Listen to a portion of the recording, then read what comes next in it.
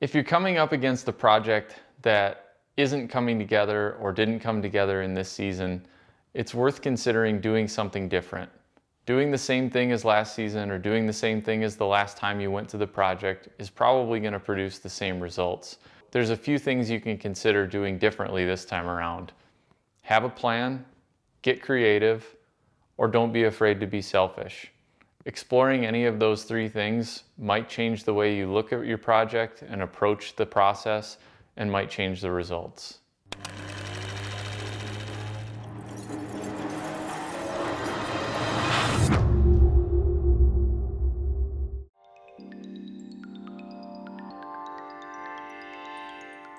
One way to look at it is being selfish means prioritizing your own climbing for certain parts of your week or your day or your season.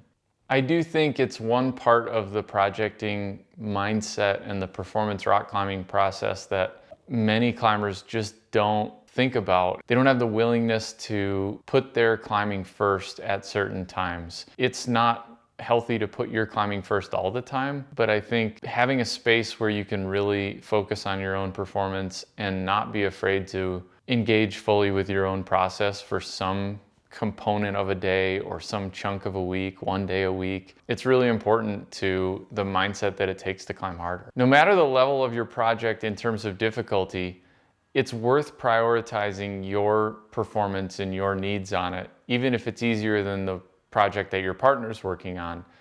Taking your climbing seriously is a mindset that you need to start early and that you need to continue throughout your climbing career. And building the habits, no matter what grade you're starting at, to take your performance seriously is really important. There's always a balance in being selfish. It's easy to let our focus on our own performance bleed into our partner's time.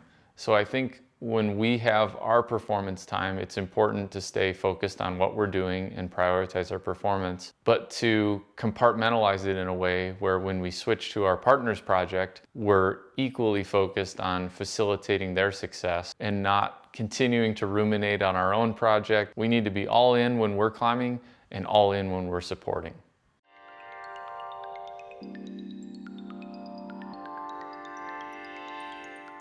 Partnership is a really important factor in performance climbing and projecting climbs. It is essential to have a good partner and to have good communication with your partner. At the outset of a day or even a climbing week, it's important to discuss how you're going to break up time and having your priorities. Both people in the partnership should have their high priority time where they can focus on what they want to do, whether it's projecting, on-siting, relaxing, whatever it is, but both people should have their time carved out where they get to do their thing and focus on that without stressing or worrying about what the other person wants to do. Everybody can have what they want, they just can't have it all at the same time necessarily. And so for me and my partners, it's usually a discussion of what time do you want to be on your project, when is it in good condition, and how do we make those line up and not conflict for the two of us. It's pretty easy if my partner wants to climb on the same thing as me. We can just swap burns, and while I'm climbing, I'm entirely focused on my climbing, and they're entirely focused on giving a good belay.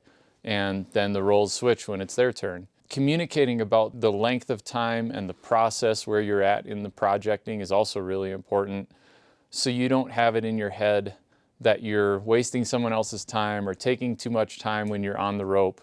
Those thoughts are not productive for your progression on the route. Partner dynamics should be dealt with before you're tied in, before you're on the wall.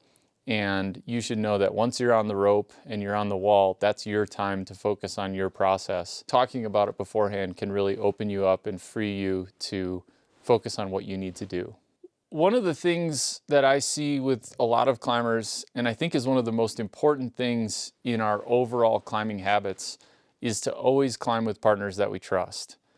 If you climb with 5 different partners and one of them is maybe not the best belayer and you're never really willing to take a fall on them because you don't trust them, that attitude and that mindset bleeds into all of your climbing.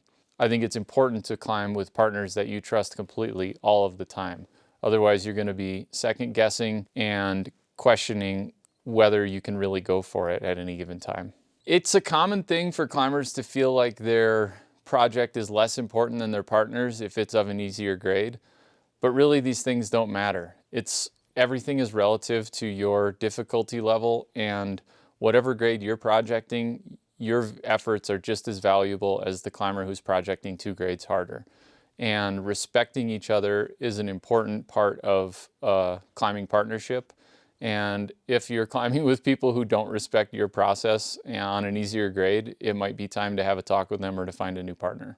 Having the communication beforehand, before a session, and setting out the expectations of, this is going to be a long burn, I'm going to be figuring out the moves, it's going to take a while, and having you understand that your partner knows that's what they're signing up for, and them signing up for it beforehand frees you up from feeling a sense of responsibility to come down sooner or feeling rushed.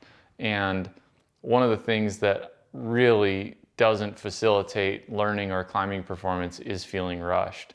And having that communication and that balance with your partner can free you up to enjoy your time and dig into however long you need to take figuring out the moves, knowing that you're going to reciprocate that at some point for them. This often works out well in terms of sharing a day on, you spend time on your project and then you go to a different area, your partner spends time on their project, but that doesn't always work out very well.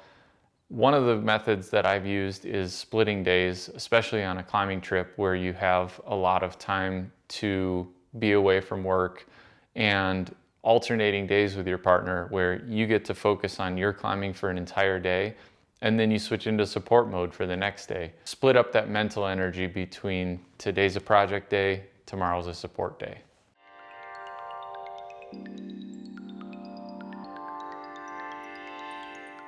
Remembering beta is a real skill, and it takes practice just like anything else. Some people are naturally better at it than others, but all of us can improve by just practicing. The best modern method for me is video, and I use that for collecting the beta while I'm doing it, reviewing the beta both at the crag and at home, and then I also use visualization quite a bit after climbing days, and even more frequently before the next projecting day. Just a couple minutes, maybe it's 15 minutes, but running through the route a couple of times, often from that first person point of view, remembering the moves, going through it really slowly to not leave out any foot moves or any hand moves. And I find that really helpful in remembering the beta and actually executing it properly when I'm on the rope. There's a stigma around filming yourself in the gym and filming yourself outside, and you think it's not worth it if you're not climbing at a certain grade.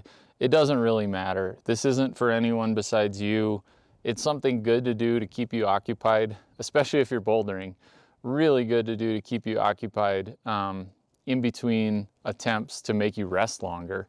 And you can really pick up on the subtleties of what your body was doing when the move worked compared to what your body's doing when the move didn't work. And those are things that often we feel when we're doing them, but they're hard to quantify.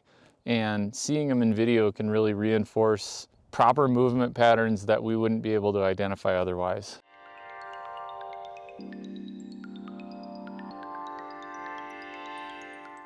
When I'm finishing up any kind of day of projecting, it's really important for me to slow down, spend a couple minutes thinking about what I learned. Most of the time I'll write this down in my notebook or take some other kind of note of it. I really like taking the physical activity of hiking down or getting out of whatever area you're in as a time to process sometimes the emotions that come with projecting and the frustration, and to try to let go of that by the time I get back to the car, and use that like little bit of exercise as a time to be reflective on the successes and what I learned in the session, and try to walk away with a positive attitude no matter how I feel after the last attempt.